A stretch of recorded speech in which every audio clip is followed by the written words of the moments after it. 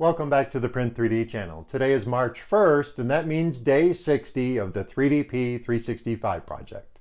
And on today's episode, we're going to show you how we printed out Penny the Dispatcher, so stick around.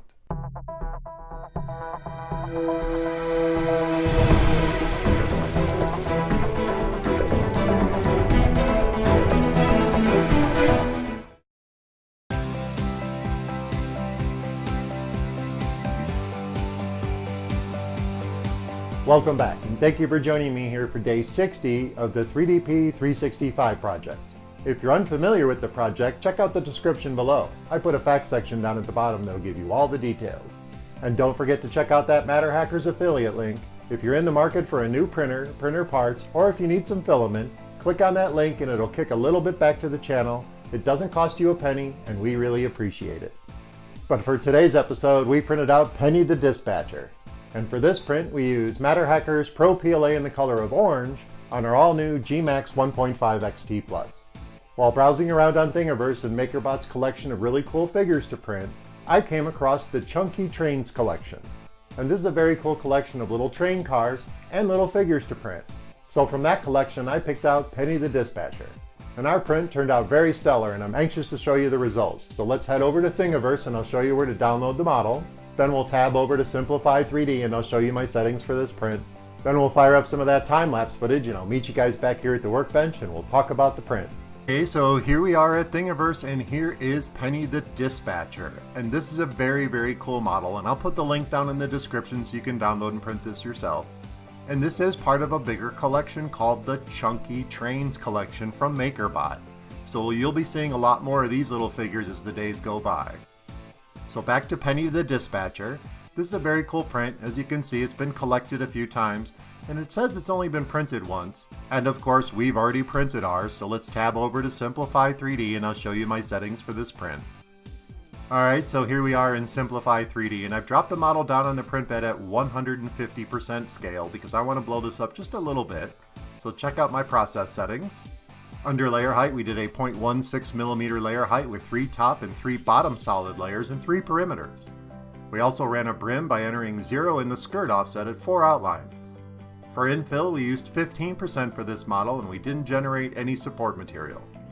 For temperature, this is MatterHackers PRO PLA, so my two temperatures are 206 and 208. And under cooling, we have our 3-stage cooling system set up.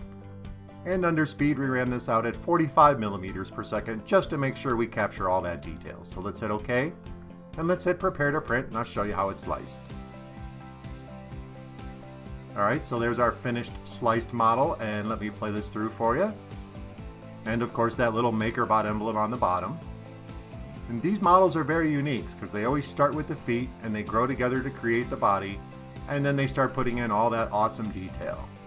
And our gMax did pick up all that detail, so let's fire up some of that time-lapse footage and I'll meet you guys back over at the workbench.